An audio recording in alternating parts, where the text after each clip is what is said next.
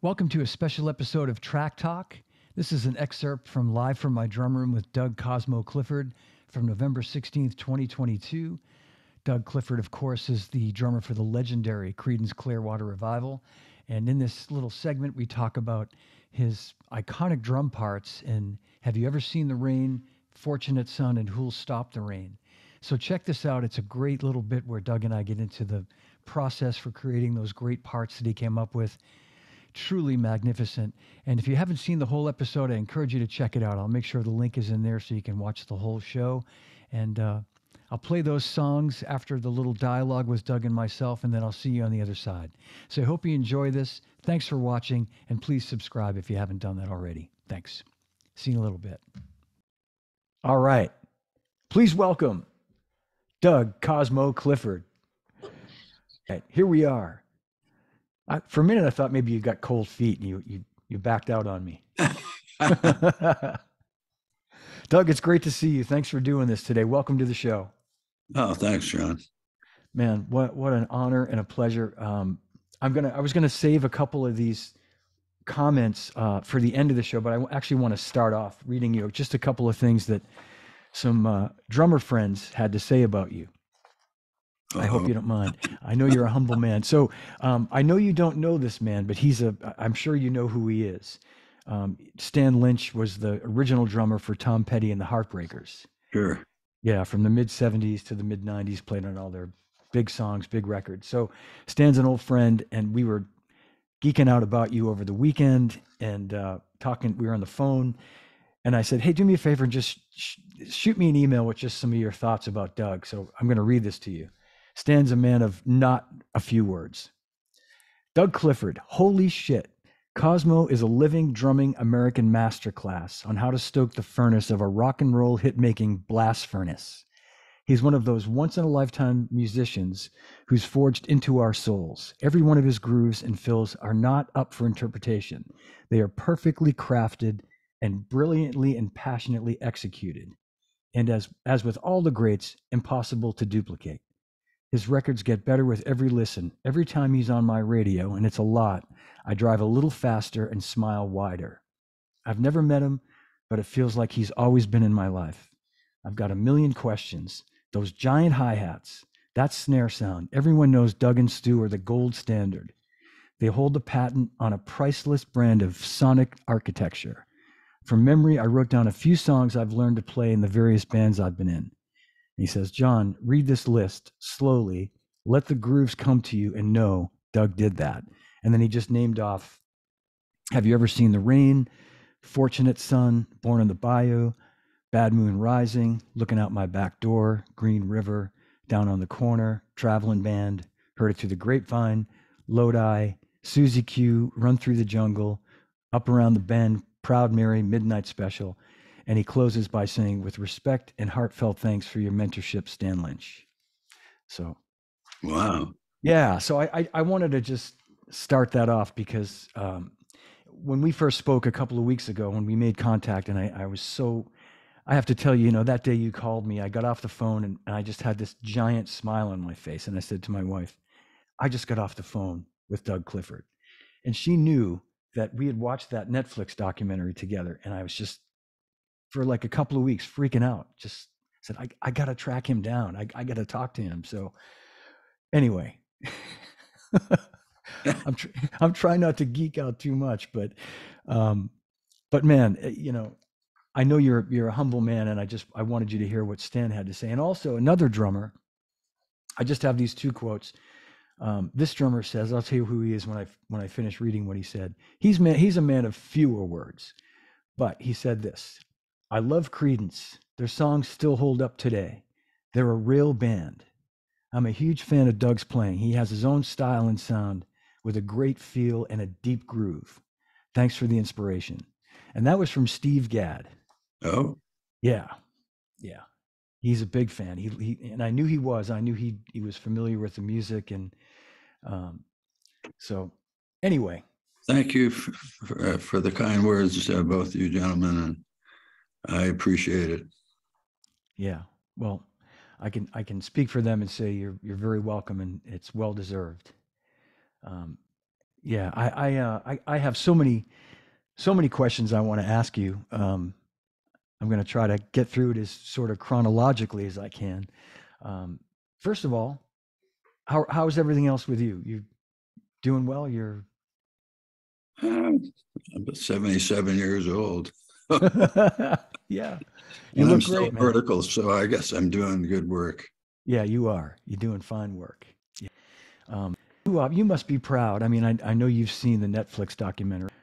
Being the humble man that you are, do you watch something like that and are you sort of critical of yourself, or are you able to look at that and realize how unbelievably great it was and appreciate it? Well, I would say a little of both, or a lot of both. Yeah, it was bittersweet. We we started out as 13-year-olds with a dream, and the dream was to someday have our songs played on the radio. And they've Yeah. been doing it for 54 years. So I was going to say, man, did you ever reach that dream? You know, I mean, long after our great grandkids are gone, that music will be alive and well. You know, I mean, that's something to be so proud of. hats off to John Fogerty for writing good songs, and also uh, letting me do my thing and take care of the drum section. There were three other guys. They were all guitar players. I was the only drummer in the room, and taught myself by listening to the radio, R&B station, and the top 40 station, and I put my books on my desk and had a little brass lamp as the symbols, and my pencils, and I'd listen to the drummers and to see what they were doing.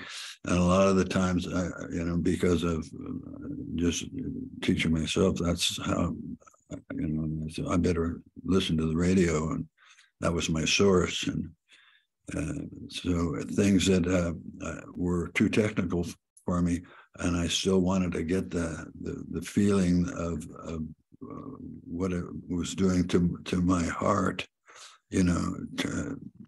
turning a groove into something a little bit less technical, and that's really been a big help in selecting parts, because I learned them a little bit. And professionals borrow, amateurs steal. So I uh, I'm a love little that. of both. So yeah, there are things that you just hear it, and it's in the vault. Yeah. And when there's a piece of music that uh, I'm looking for, that feeling that particular note or part uh, gave me, and so use it that way. It's it's uh it's really incredible, Doug, that I think you had the foresight back then to, as a young guy, to have the discipline to play, to not try to play technically, to not try to do what a lot of, drummers, myself included, do. You got a space, a little open space here where you could put a little something fun and fancy in there that other drummers would hear and go, wow. But instead, you chose to play these solid, rock solid parts, and you created these parts that are so integral to these songs. I mean, little things like we talked about on the phone that day. To me, my favorite song, and it might be yours too. I know it's one of your favorites. Is Have you ever seen the rain? And when I listen to how that's constructed, and how you open the hi hat a little bit on the chorus, and then you just tighten it back up on the verse, and then at the end when you're hitting the crash cymbals on 2 and 4 and that last coda during the chorus repeating, I just think that's genius. It's like it's up there with the great drum parts ever constructed. So Wow. tip my Well, hat. that's that's part of the stealing part. Don't tell. Well, I don't know who you stole that from, but it's beautiful. It's such a. I mean, and that's just one. There are a million. I mean, I, God, we could just go through the list, but Stan Lynch, who I mentioned earlier, sent me. I'll send it to you afterward. Maybe you've heard this, but there's a YouTube video of the isolated drum track to "Fortunate Son." Have you heard this? I have. Yeah, it's unbelievable. I was losing my mind. I really was. When you hear that, it's like a metronome slash freight train. Do you know? It's like this perfectly deep groove, but with the power of a freight train just chugging down the tracks. It's Well, it's an interpretation of what the power of the song itself, the piece of music, the written piece, and then you try different things to match that. And so I would do my homework, take little note takers, little Sony cassette machines, and put them on the floor of the studio where at Cosmo's factory. Yeah, of course. And I could hear all the instruments. I wasn't trying to get quality out of it. I just needed a note taker to hear what everyone was playing, their interpretation of the music, and a lot of it, John is just in there telling them what to do, and that's where I had I think the advantage, because they knew guitar inside out and backwards, and that part was taken care of. But I had the drums pretty well working for me, and that allowed me to have the parts that I suggested used a lot of the time, and in some cases most of the time. And there was a few songs where Who Will Stop the Rain? Actually, not Have You Ever Seen the Rain, but Who Will Stop the Rain? There's a lot of snare drum breaks and parts running, through the setting up the chorus, and then taking. It's not really a triplet, but it's a triplet feel.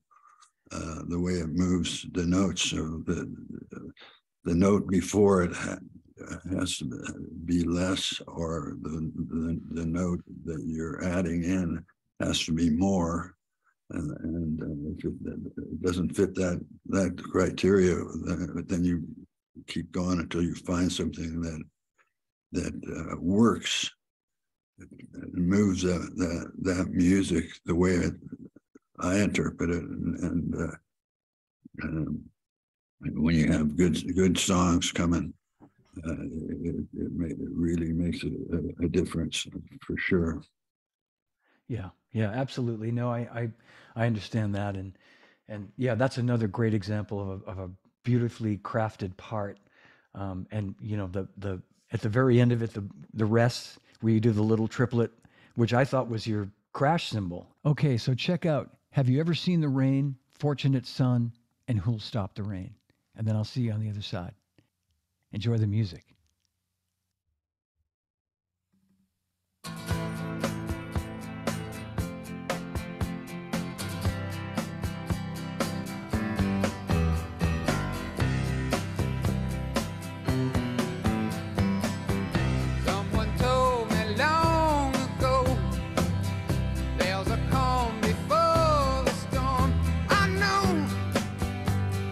It's been coming for some time.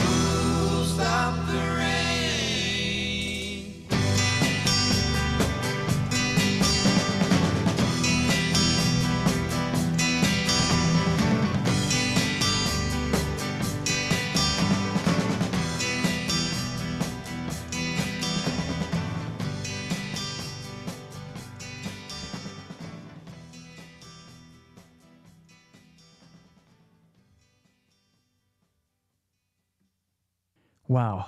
If those songs don't define the meaning of classic, they stand the test of time. Ah, wow. And Doug's playing is just so masterful in those songs, the way he sets up the verses and the choruses. And it's just beautiful playing for the song. I hope you enjoyed it. I sure did. And thanks for watching. Thanks for listening. Don't forget to subscribe to my YouTube channel and check out all the podcasts, all the podcast platforms. You know the deal. I do appreciate your support. Stay tuned for another episode of Live from My Drum Room and Track Talk. And remember, no drummers are ever harmed on my show. Okay, see you soon. Thanks.